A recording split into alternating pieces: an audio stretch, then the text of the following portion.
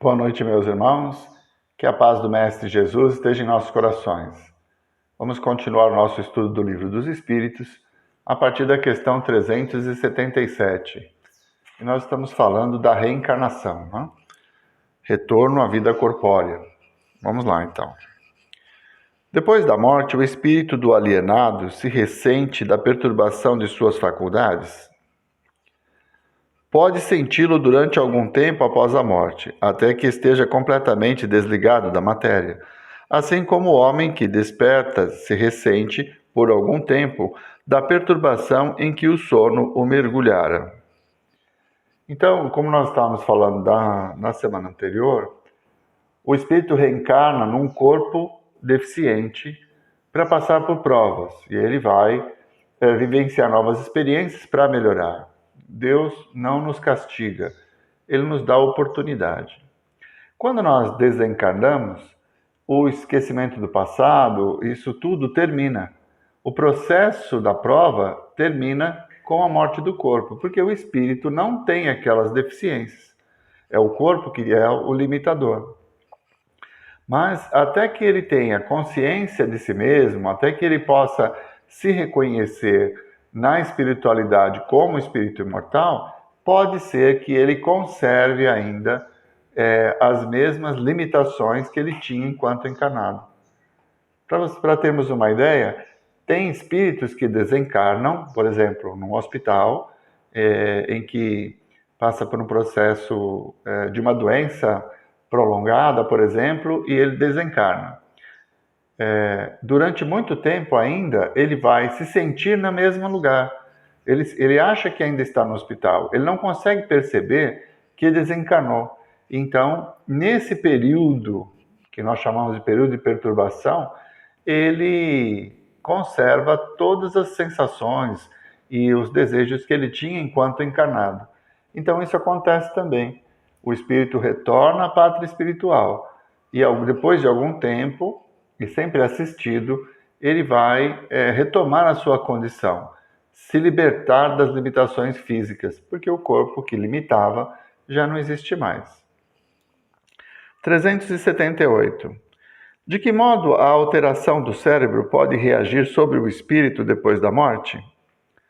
Como uma recordação, como um peso que oprime o espírito, já que o espírito não teve compreensão de tudo o que se passou durante a loucura, sempre precisará de certo tempo para se pôr ao corrente de tudo. É por isso que quanto mais tempo tiver durado a loucura no curso da vida, tanto mais lhe durará a perturbação, o constrangimento depois da morte. Liberto do corpo, o espírito se ressente por algum tempo da impressão que seus laços lhe causavam. Então, é aquilo que eu acabei de dizer. Durante algum tempo, ele ainda vai sofrer essa influência até que, consciente de quem ele é, e com a ajuda sempre da espiritualidade, ele acaba tendo consciência de si mesmo e se libertando. Então, a influência da matéria na nossa vida é muito forte, é muito intensa. E muitas vezes, desencarnados, não percebemos que esse período terminou. É preciso que haja um tempo de adaptação para que se tenha essa consciência plena. Então é bem aquilo que a gente acabou de dizer na questão anterior. Por um período, ele vai sofrer essa influência. Quanto maior o tempo em que ele permanece sob a influência da matéria, mais difícil pode ser para ele retomar a sua vida como espírito. E também está relacionado com a resignação. O espírito resignado, aquele que suportou a prova, que compreendeu a necessidade de passar por aquela situação, ele vai desencarnar de uma forma mais serena, porque não traz a revolta, aquele sentido de injustiça. Então, ao despertar no mundo espiritual, ele vai estar melhor, baseado no resgate, né? Ele cumpriu o seu papel, resolveu o problema. Aqueles que se revoltam, que não aceitam, até foi dito na semana passada, na questão 376, que a revolta pode ser tão intensa, ele se acha tão injustiçado que ele busca o suicídio como uma fuga da prova. Então, nesses casos, a situação se complica ainda muito. E ele vai permanecer um tempo longo até se libertar totalmente da influência da matéria. Vamos mudar de assunto, então? Questão 379 e vai tratar da infância. Vamos lá. O espírito que anima o corpo de uma criança é tão desenvolvido quanto o de um adulto? Pode ser até mais desenvolvido, se progrediu mais, pois é apenas a imperfeição dos órgãos que o impede de manifestar-se. O espírito age de acordo com o instrumento de que dispõe. Então, quando vamos reencarnar, nós passamos por um processo que também é chamado perturbação, em que nós vamos esquecer de nós mesmos, né? Vamos perdendo a memória de que nós somos e vamos renascer neste mundo como um livro em branco, com toda a inocência da criança, e vamos começar uma nova história. Então, esse processo de perturbação não nos tira as conquistas que nós tivemos durante todas as encarnações anteriores. Nós não vamos nunca retrogradar e nem recomeçar.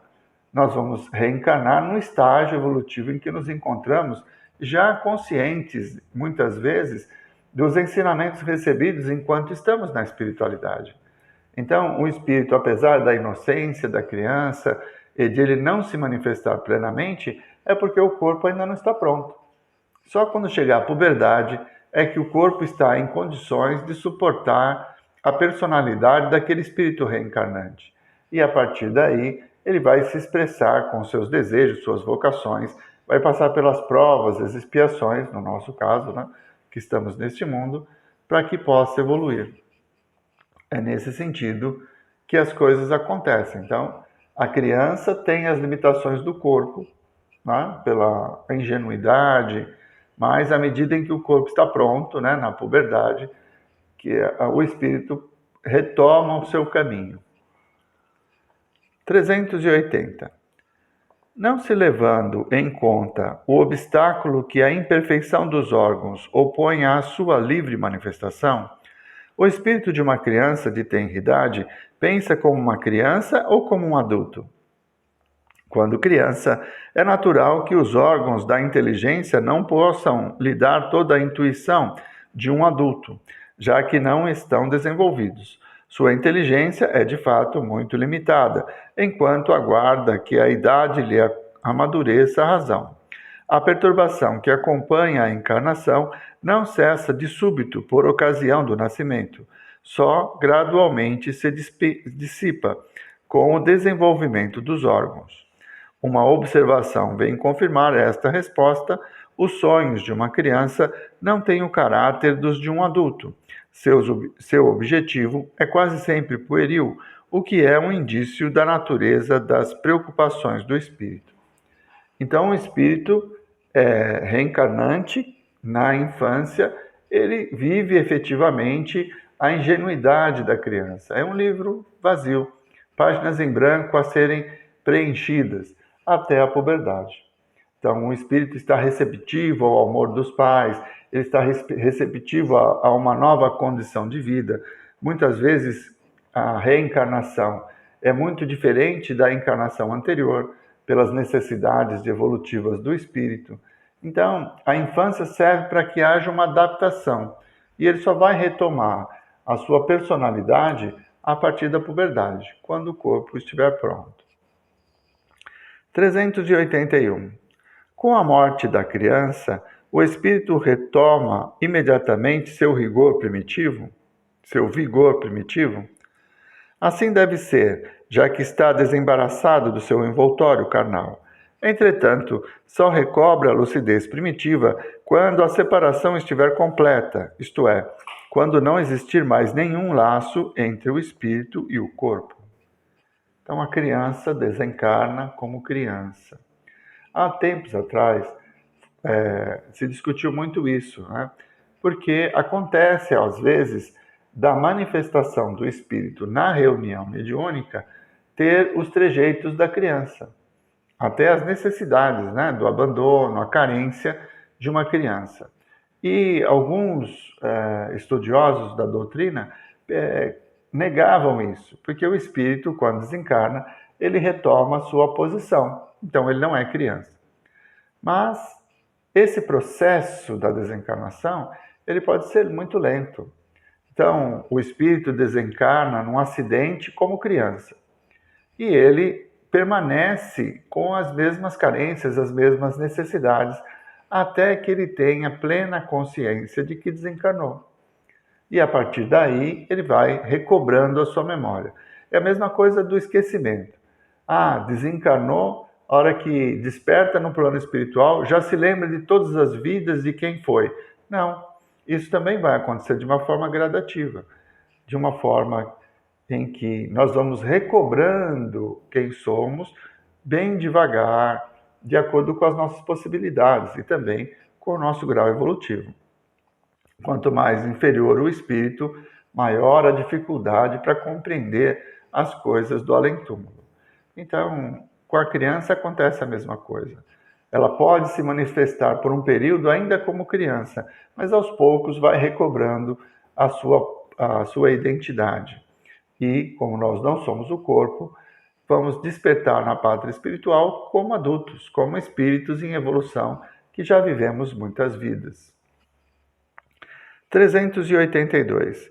Durante a infância, o espírito encarnado sofre com o constrangimento que lhe é imposto pela imperfeição de seus órgãos? Não. Esse estado é uma necessidade. Está na natureza e de acordo com os desígnios da providência. É um período de repouso para o espírito. Então não há sofrimento. Existe o período da ingenuidade. Nós despertamos nesse mundo reencarnados, recebendo o amor, o alimento, a atenção da família, para que possamos nos desenvolver. Então esse período não é de sofrimento, porque ele tem realmente a ingenuidade, a pureza da criança, como Jesus sempre usa esse exemplo, né, da criança em tenra idade como exemplo de pureza, de riqueza. Até ele diz, né, aqueles que não se assemelharem a esses pequeninos não entrarão no reino dos céus. E ele está se referindo à resignação, à humildade e à ingenuidade que a criança tem. Isso não é doloroso, porque é um processo.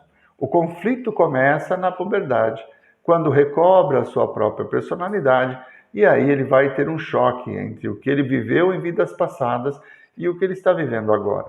Então, nesse sentido, fica para a puberdade o início, vamos dizer assim, do sofrimento da encarnação. Porque é aí que nós vamos viver efetivamente as provas, as expiações para as quais nós reencarnamos. 383. Qual é para o espírito a utilidade de passar pelo estado de infância? Encarnando com o objetivo de se aperfeiçoar, o espírito durante esse período é mais acessível às impressões que recebe e que podem auxiliar o seu adiantamento, para o qual devem contribuir os que estão encarregados de educá-lo. Então, o período de infância é um período de ingenuidade, necessário para que nós possamos construir novos parâmetros. Trazemos conosco as experiências das vidas passadas, mas na infância recebemos novos valores de uma nova experiência. Como eu disse antes, muitas vezes a reencarnação atual é muito diferente da encarnação que nós tivemos.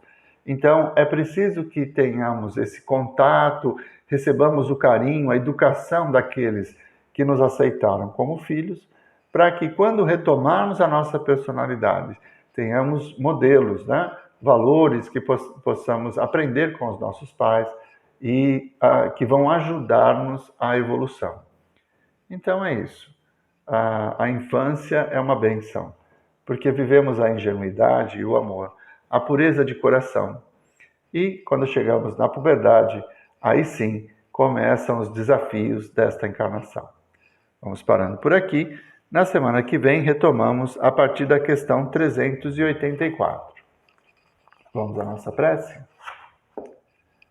Mestre Jesus, mais uma vez, Senhor, nós vos agradecemos pela oportunidade de estudarmos um pouco sobre a vossa doutrina, pela presença inspiradora dos vossos mensageiros, sempre nos intuindo e nos auxiliando nesses momentos de aprendizado. Que as vossas bênçãos possam ser derramadas sobre todos nós e que, unidos, Senhor, possamos aprender uns com os outros, respeitando os nossos limites, compreendendo as nossas próprias imperfeições e buscando o caminho da luz. Muito obrigado, Mestre Jesus. Muito obrigado, meus irmãos. Uma boa noite a todos.